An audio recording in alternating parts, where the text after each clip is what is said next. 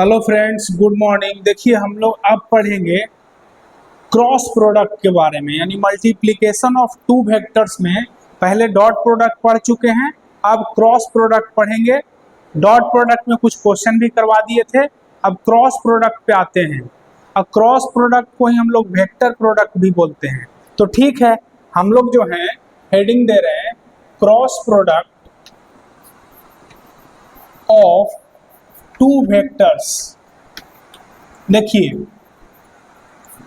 Cross product को ही हम लोग वेक्टर प्रोडक्ट भी बोलते हैं, vector product of two vectors. ठीक है, अब जैसे देखिए अगर हम लोग बात करें कि A क्रॉस B क्या होगा, तो देखो A इधर है, A इधर है, B इधर है। अगर आपसे पूछा जाए कि A क्रॉस B क्या होगा, तो A और B के बीच का एंगल थीटा है। तो ध्यान से देखिए A क्रॉस B क्या होगा, तो बोलेंगे A का मॉड B का मॉड साइन थीटा, यहाँ n कैप देंगे। कोई पूछे ये n कैप क्या है, तो बोलेंगे देखो n कैप जो है वो एक यूनिट वेक्टर है, यानी अगर मैग्नीट्यूड पूछा जाए तब तो a mod b mod sine theta होगा, लेकिन ये n कैप क्या है, तो बोलेंगे n कैप जो है इज ए यूनिट वेक्टर, और यूनिट वेक्टर का मैग्नीट्यूड 1 होता है, तो n cap is a unit vector. अब n कैप लगा क्यों रहे हैं, तो बोलेंगे n कैप डायरेक्शन को बताएगा।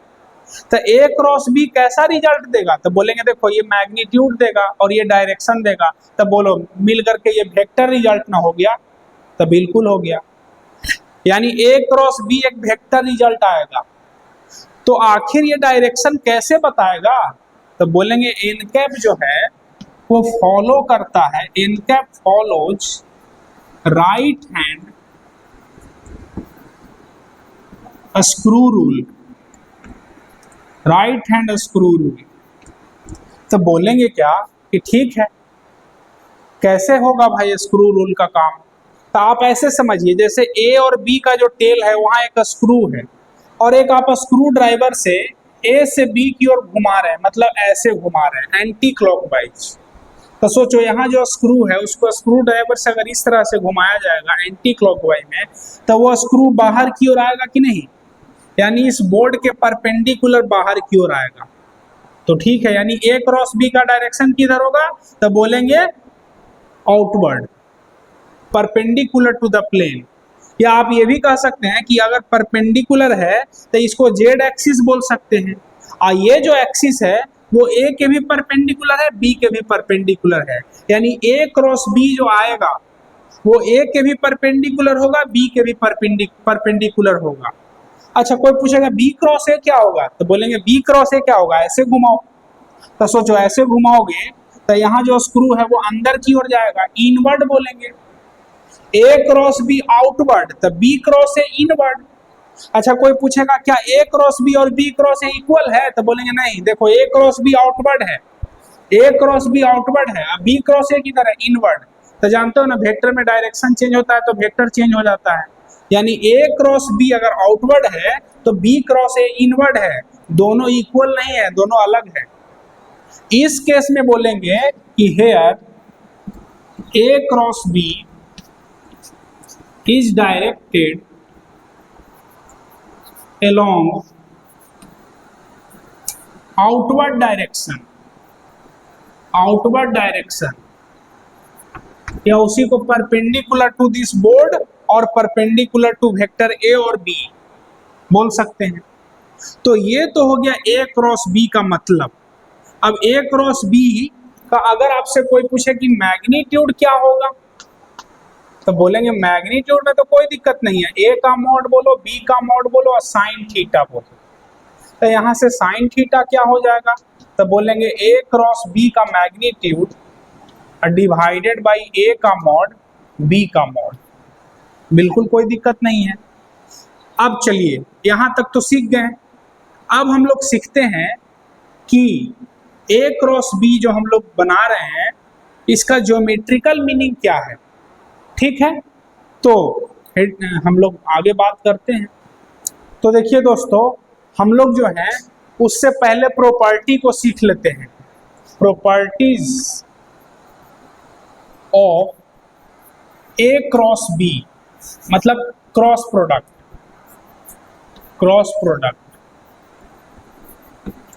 Of two vectors. तो ठीक है, देखो प्रॉपर्टी लिखने से पहले आप ये समझ लीजिए कि इधर को वेक्टर क्या बोलते थे, यूनिट वेक्टर आई कैप, इधर को क्या बोलते थे तो जे कैप, इधर जो होता था के कैप, तो इसको हम लोग के कैप बोलते थे। तो अगर आपसे कोई पूछे कि आई क्रॉस आई क्या होगा, पहले इसको समझ लेते हैं।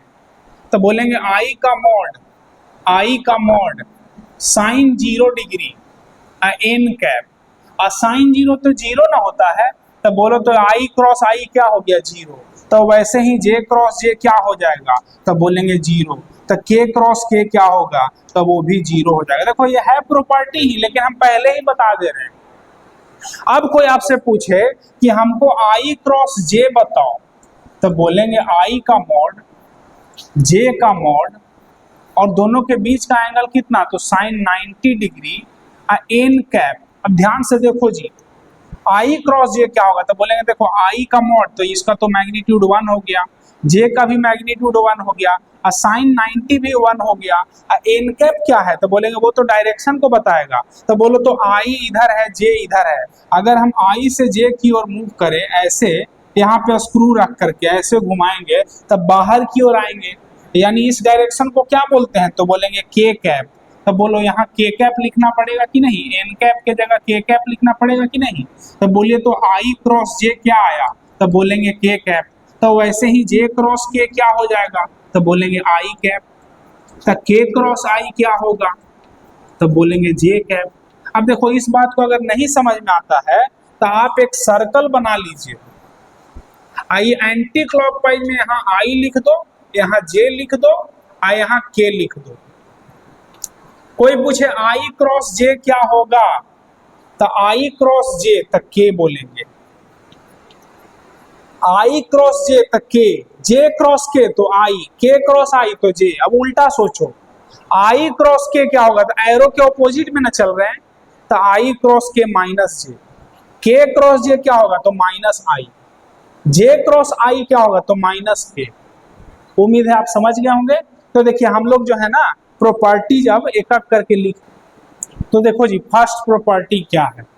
फर्स्ट प्रॉपर्टी ये है कि ए क्रॉस बी जो होगा वो बी क्रॉस ए के इक्वल नहीं होगा।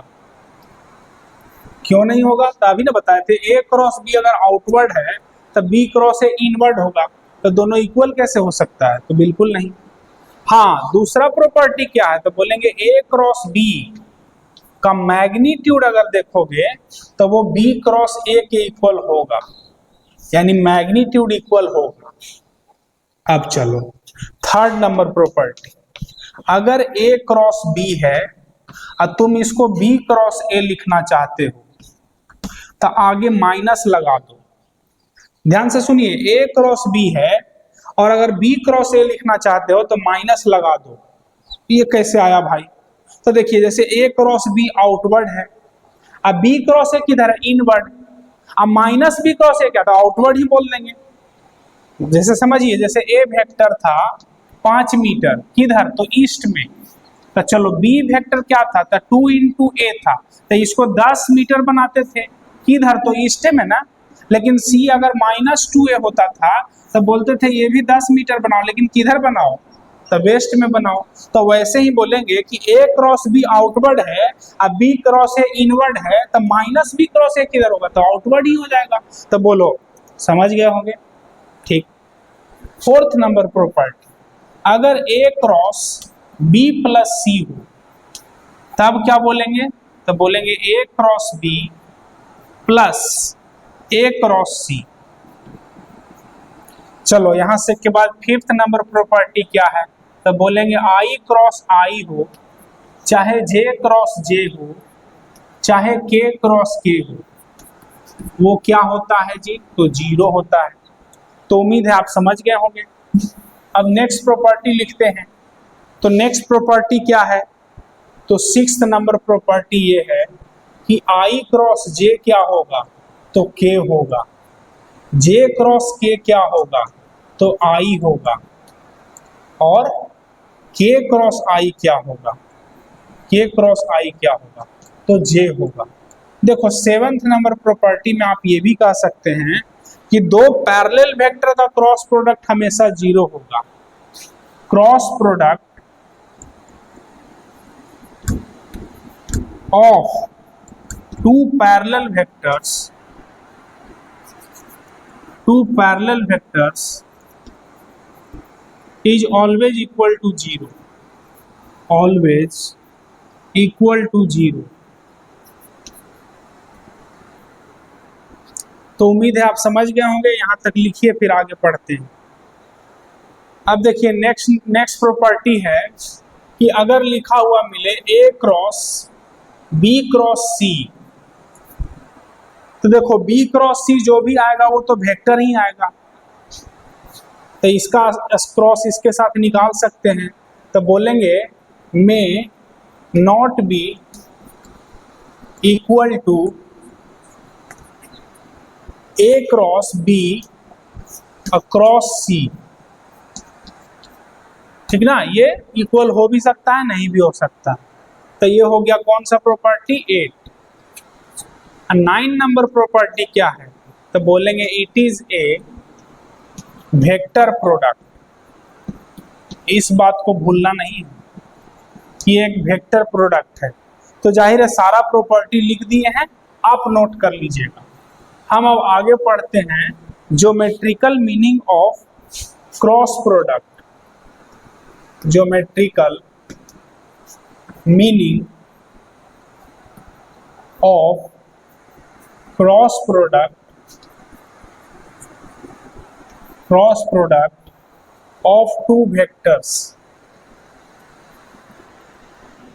ठीक है, देखिए जैसे ए वेक्टर इधर है, ध्यान से देखिए, बी वेक्टर इधर है। हमने क्या किया, ये एंगल थीटा है, ए वेक्टर और ये बी वेक्टर, बी वेक्टर को पैरेलल यहां शिफ्ट कर दिए, पैरेलल यहां शिफ्ट कर दिए, और ए वेक्टर को भी पैरेलल यहां शिफ्ट कर दिए, ए वेक्टर को भी पैरेलल यहां शिफ्ट कर दिए। ठीक है, तो ये क्या बन गया? तो बोलेंगे ये तो पैरेललोग्राम बन गया। यहाँ बी था, यहाँ भी बी आ गया, यहाँ ए था, यहाँ भी ए आ गया, तो ये तो पैरेललोग्राम बन गया। अब ए क्रॉस बी क्या सीखे थे? तो बोलेंगे ए क्रॉस बी का अगर मैग्नीट्यूड देखें तो वो तो a mod b mod sine theta था। अब बोलेगा सर एन कैप नहीं लिखे, तो बोलेगा अरे एन कैप तब ना लिखते जब डायरेक्शन भी बताना रहता, हम तो मैग्नीट्यूड लिख रहे हैं। तो a mod b mod sine theta लिखेंगे। अब चलो इसका नाम देते हैं ओ, इसका पी क्यू आर, यहाँ से एक परपेंडिकुलर ड्रॉ करते हैं, इसका नाम दे देते हैं एस, ये एस है। अगर आपसे कोई पूछे कि बताओ ए का मैग्नीट्यूड कितना है, तो बोलेंगे क्या? देखो जल्दी से, ये ए वेक्टर है, ये एस है, ए का मैग्नीट्यूड कितना है? तो बोलेंगे ओपी के इक्वल है। बी का मैग्नीट्यूड कितना है? तो बोलेंगे ओआर के इक्वल है। साइन थीटा कितना है जी? तो परपेंडिकुलर यानी R S divided by O R, R S divided by O R. देखो ओ आर से ओ आर कट गया, तो ए क्रॉस बी का मैग्नीट्यूड कितना आ गया? तो बोलेंगे क्या कि OP into R S, OP into R S. अब ध्यान से देखो OP क्या है जी? तो इस पैरेललोग्राम का ये बेस है, आर एस क्या है? तो ये हाइट है। तो हम लोग बोल सकते हैं कि A क्रॉस B जो आया है वो क्या आया है? तो बोलेंगे base into height, base into height है। तो बोलो बेस इंटू हाइट क्या होता है? तो बोलेंगे A क्रॉस B का मैग्नीट्यूड जो है वो क्या बता रहा है? तो बोलेंगे एरिया ऑफ पैरेललोग्राम बता रहा, एरिया ऑफ पैरेललोग्राम बता रहा। तो ध्यान से सुनिए, ए क्रॉस बी का जो ज्योमेट्रिकल मीनिंग है उसके हेल्प से हम लोग ये पता किए कि ए क्रॉस बी का जो रिजल्ट है वो हमको एरिया ऑफ पैरेललोग्राम के बारे में बता रहा है।